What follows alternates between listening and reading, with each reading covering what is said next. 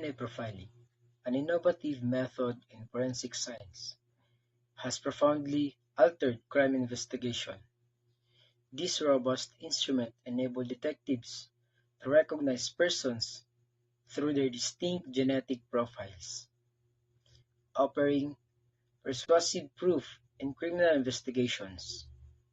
Through the examination of DNA, samples collected from crime scenes, like blood, hair, or saliva, investigators can connect suspects to the crime, clear the innocent, and offer vital evidence for effective prosecution. The growing precision and effectiveness of DNA profiling have rendered it an essential tool in contemporary law enforcement, playing a crucial role in crimes resolution to life in prison and pursuit of justice.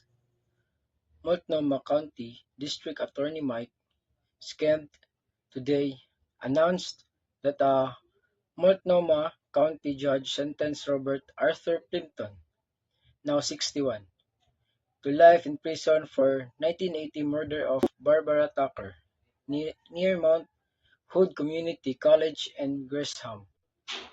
In early 2021, Plimpton was identified via DNA that was found on Tucker's body, and he was arrested in relation to her sexual assault and murder in June 21 at a court trial which concluded on March 15, 2024.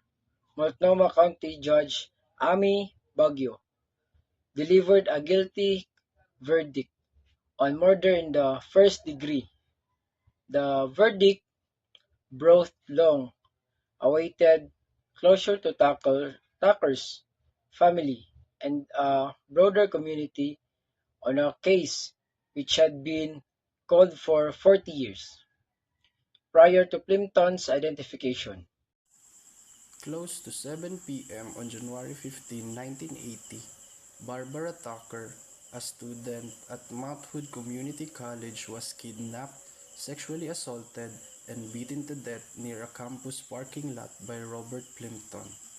On the morning of January 16, 1980, students arriving for class at Mount Hood Community College discovered the body of Miss Tucker in a wooded area between Kane Road and a school parking lot.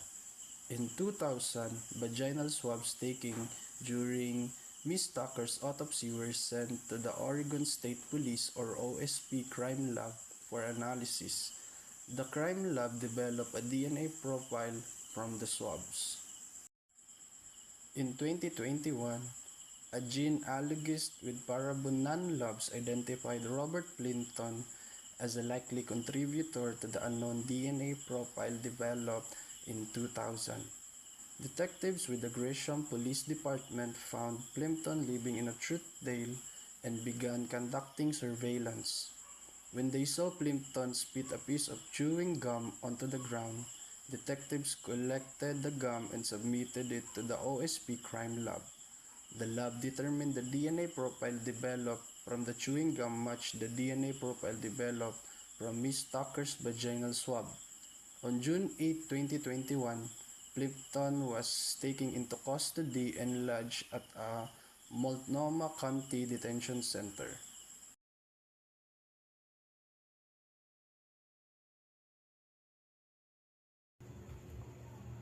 DNA profiling played a crucial role in the case of Robert Plimpton, ultimately leading to the resolution of the crime that had remained unsolved for years.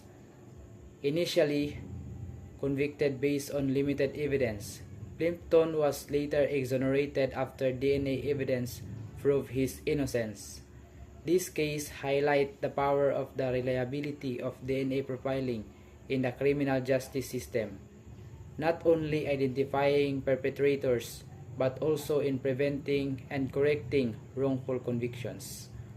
The importance of DNA profiling in crime investigation cannot be overstated. It provides objective, scientific evidence that can support or refuse testimonies, link suspects to crime scenes, and ensure justice served accurately.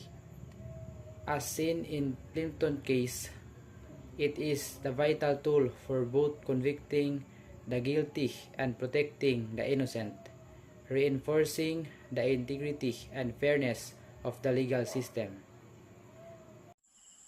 DNA profiling is a cornerstone of modern forensic science, especially in rape investigations. It not only strengthens the pursuit of justice by identifying and convicting the guilty, but also brings hope, healing, and closure to victims and their loved ones.